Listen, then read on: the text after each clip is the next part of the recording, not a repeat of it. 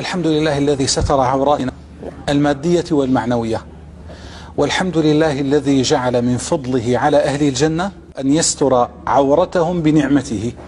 سيدنا آدم تقلب بين زوايا الجنة بأثواب، ومن فضل الله تعالى على أهل الجنة أنه يسترهم بعدة أثواب. ويوم أخطأ آدم عليه السلام وأكل من الشجرة، أول عقوبة ضرب بها هي هتك الستر، فصارا يخسفان عليهما من ورق الجنة. هذه أول عقوبة. لا يوجد مخلوق في الكون يستتر غير الإنسان، بقية المخلوقات لا تستتر. كرم الله الإنسان، واحدة من مزاياه أنه يستتر. فالعجيب أن ينتكس الإنسان وتنتكس فطرته إلى الدرجة الحيوانية فيخلع عنه ما ستر الله. هذه من الناحية المادية. أما من الناحية المعنوية فقد جعل الله سبحانه وتعالى لابن آدم سترا، فستر ما يأكل، وستر ما يفكر، وستر مشاعره وأمره بسترها، وستر قبائح أعماله، وقال له: إن كان عندك من الأعمال الحسنة ما تستره عن الناس وتتركه لي فهو عندي عظيم. هذا اسمه الخبيئة الصالحة، يعني أسترها عن عيون الناس لأبقيها بيني وبين ربي.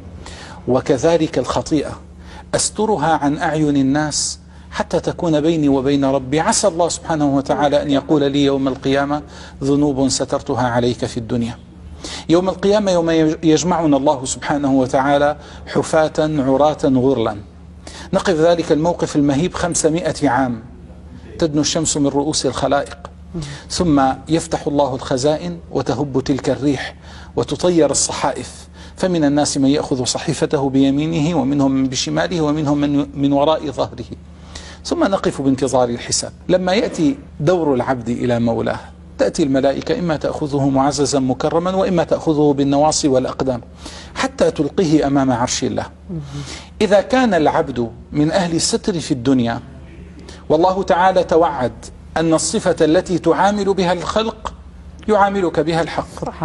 إن كنت من أهل الستر اجتهدت بستر نفسك، واجتهدت بستر عورات الناس التي بانت لك، علما أن الله تعالى قطع دوننا الطريق إلى عورات الناس، فنهانا عن التجسس، ونهانا عن التحسس، ونهانا عن تتبع عورات الناس.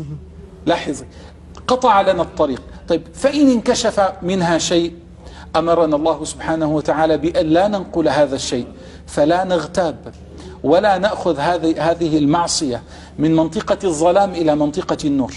فإذا كنت ممن احترم هذه الحدود، أقف بيني وبين ربي.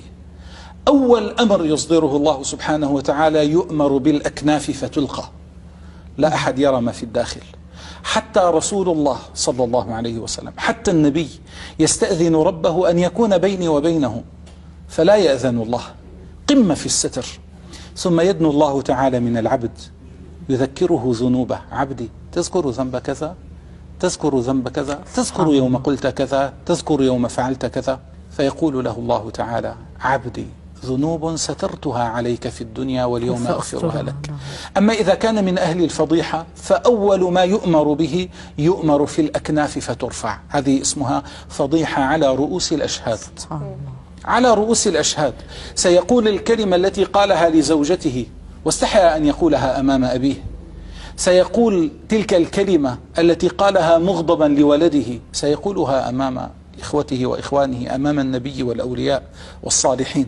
يأمر الله بالأكناف فترفع ثم يقرره بذنوبه. تخيلي أن يقرأ كتابه أمام الناس، ثم يقول له الله سبحانه وتعالى: هذه ذنوب اليوم أنتقم بك منها، خذوه فغلوه ثم الجحيم صلوه ثم يلقى في جهنم والعياذ بالله. الستر نعمة من الله في الدنيا ووسيلة للتنعم أو للعقاب في الآخرة. نسأل الله تعالى أن يسبل علينا ستره وأن يديم علينا ستره.